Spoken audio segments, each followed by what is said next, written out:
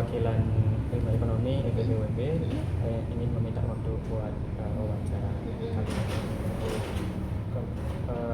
Pertama soal gimana sih kalau awal dari berdirinya Bank BTN ini, dan tujuannya tuh dari Bank BTN apa sih untuk pembentukannya? Oh baik, pertama terima kasih ya udah mau ke BTN Nogotito. Perkenalkan, nama saya Julia Pertiwi, saya customer service dari kantor cabang di sini. Yang dipertanyakan adalah bagaimana awal pendirinya. Jadi awal pendirinya sendiri itu Bank BTN itu dari Postar Bank atau Bank Tabungan Pos itu di tahun 1897. Jadi itu dari zaman Belanda dulu ya Mas ya. Lalu itu tujuannya adalah menghimpun dana masyarakat. Dan di tahun 1990 setelah Indonesia merdeka itu diubah ya, di pemerintah Indonesia mengubah menjadi Bank Tabungan Pos seperti itu. Jadi belum Bank BTN dulu. Lalu pada tahun 1963 baru namanya resmi jadi Bank Tabungan Negara seperti itu. Lalu ada itu sih dorong. Kalau untuk tujuannya sendiri Kalau tujuannya sendiri, kita tuh ada visinya itu menjadi bank yang terdepan ya dalam perumahan, karena kita kan juga dari awal juga menghimpun dana masyarakat untuk KPR ya. Misinya ya secara aktif dukung sektor perumahan, dan juga misi-misinya juga dalam meningkatkan produk layanan kita, menjalankan operasional, dan juga memberikan nilai tambahan untuk kepentingan stakeholder atau yang kepentingan lain. Kalau dari segi visinya gitu, itu secara dari visi dari BTN kan untuk perumahan KPR ya, untuk masyarakat. Nah, mengapa dari bank ini tuh sangat dikenal dalam fokus pada pembiayaan perumahan gitu dibandingkan pembiayaan lain gitu? Oh baik, Bank Tabungan Negara itu karena ini penugasan khusus dari pemerintah. Jadi di tahun sebelumnya itu BTN itu hanya satu-satunya bank yang ditunjuk pemerintah untuk bagian KPR. Jadi sampai sekarang pun untuk mindsetnya orang-orang itu kalau KPR pasti ke BTN, karena memang sudah lama sih seperti itu untuk produk kita yang KPR. Jadi kalau untuk tiap bank-bank yang di bawahan pemerintah itu memiliki tugas khusus gitu? Iya betul. Kalau sekarang sih sama aja, tapi kalau dulunya memang yang ditujukan awalnya dari KPR itu Bank BTN seperti itu.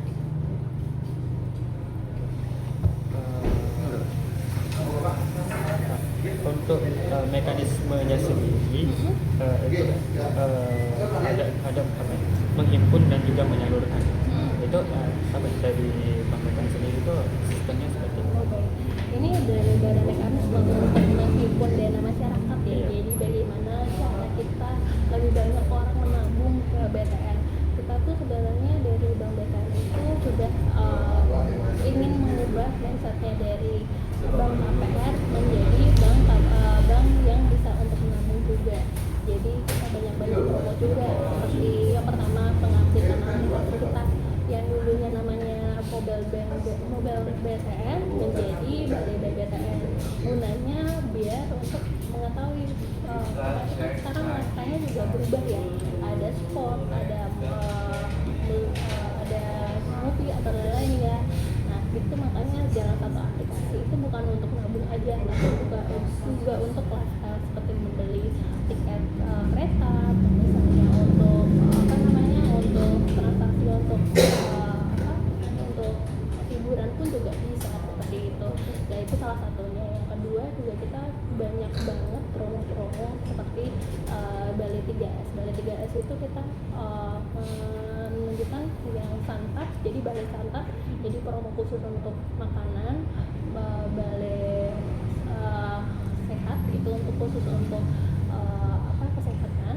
Nah, yang ketiga itu balai santai. Balai santai itu jadi gunanya untuk kayak film atau apa, kita banyak promo-promonya. Makanya banyak banget kalau bisa dilihat nih promo-promo yang ada di makanan seperti bioskop dan lain, diskonnya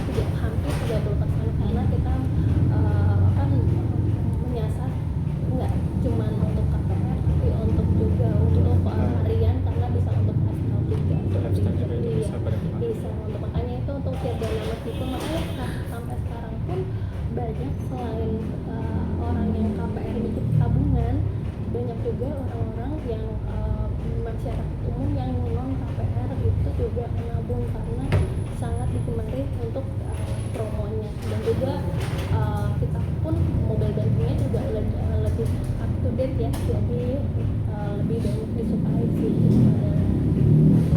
Kalau tadi kan untuk menghimpun dananya, sekarang masalah yang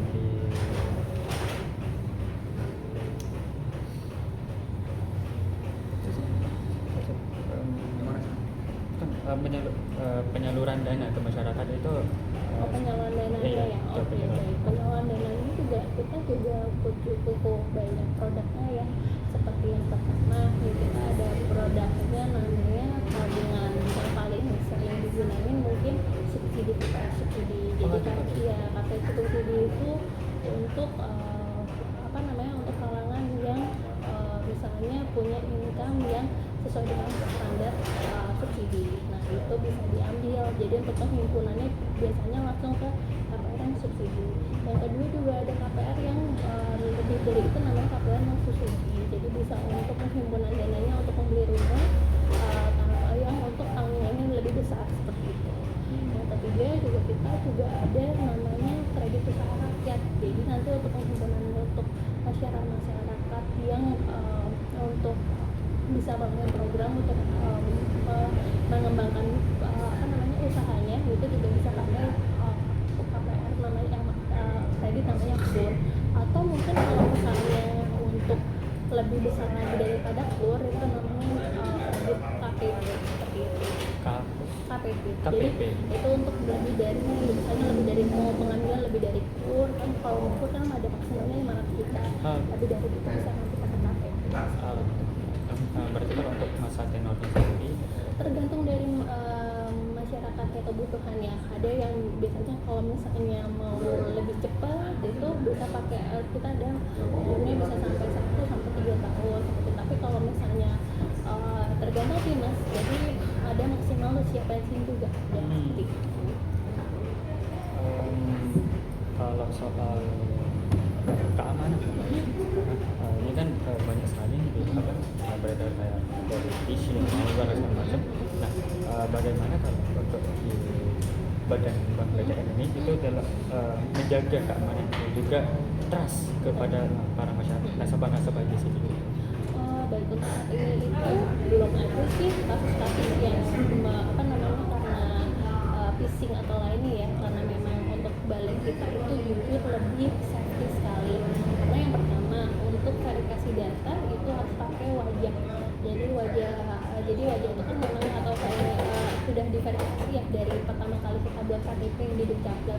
Jadi kita langsung verifikasi wajah. Jadi walaupun orang yang tidak bisa, yang bukan orangnya, pasti dia akan mau untuk registrasinya.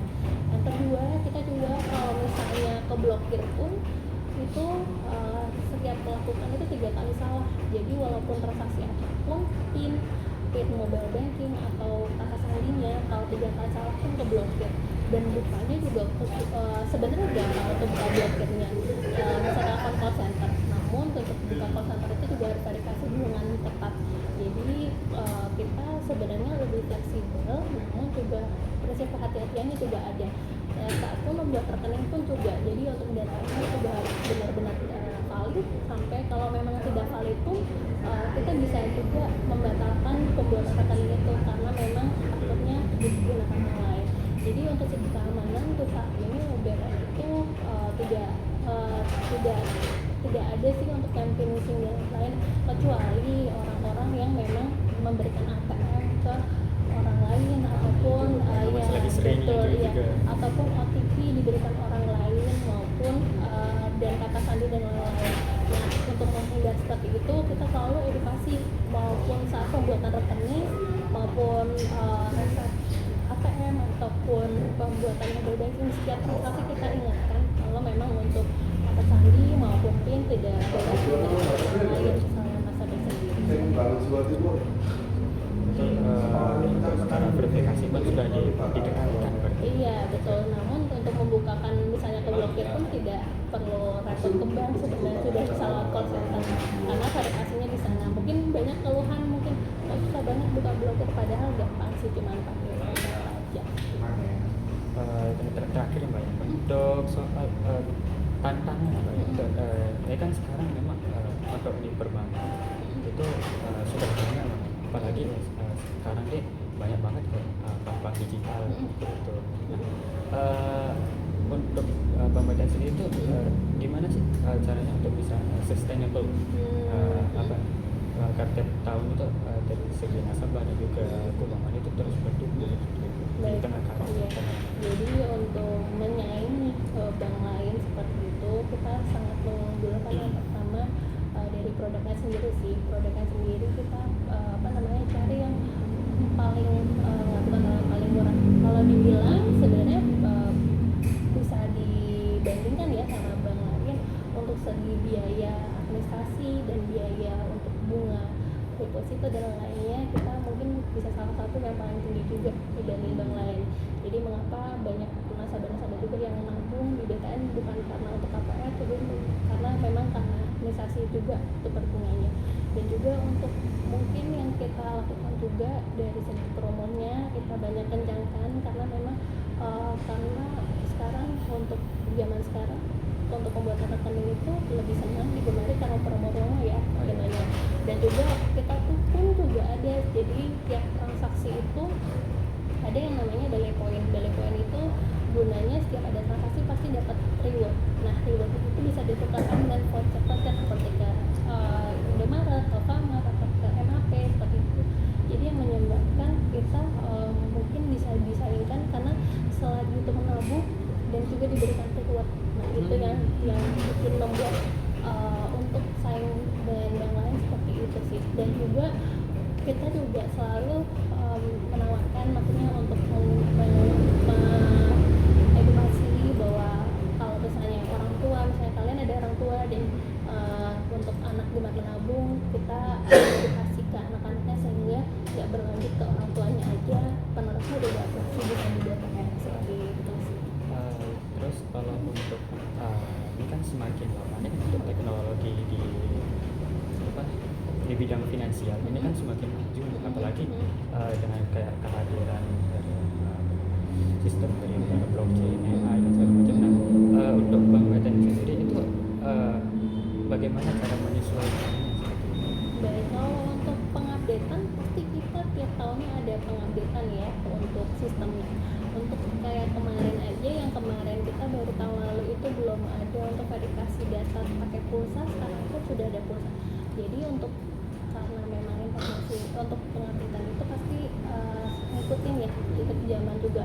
Dari yang kemarin cuma nggak bisa beli kereta api, sekarang lebih detail, jadi bisa kereta api yang umum ataupun kereta api wus juga bisa.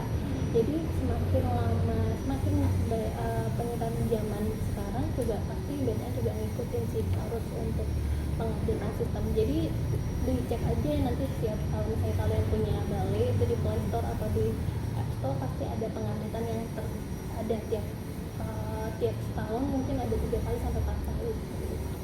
Berarti kalau dari CS-nya itu apakah sudah saat ini sudah menyesuaikan dengan adanya kehadiran AI seperti itu? Baik. Kalau kita pun juga ada, jadi kalau AI pun juga ada di bagian kalau misalnya kalian webnya juga ada, jadi ada, jadi kalian ada nanti ada dibantu untuk personal asistennya. Dan juga kalau misalnya untuk lebih digital lagi, kita sebenarnya ada digital stock juga, jadi memang bisa bertemu dengan AI-nya juga, jadi bisa aplikasi datanya juga. Tapi kebetulan di Jogja belum ada, yang ada mungkin di kantor cabang di Undip gitu, di Semarang gitu. Jadi kita nggak bisa, sebenarnya pernah ada di kantor di Pakuwon, jadi kebetulan belum diperpanjang lagi, jadi nanti ditunggu aja kehadirannya di Jogja gitu. Seperti menarik sih iya. Yang terakhir banget nih Mbak ya, kalau untuk Bang Meten sendiri ini kan kondisinya kayak saat ini kayak lagi berubah-ubah ya gitu, dengan segi makroekonomi maupun dari domestik sendiri. Nah,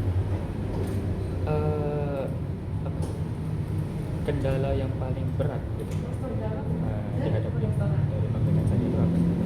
Dari kendalanya sih kalau saat ini lebih penghimpunannya masyarakat buat nabung ya, karena memang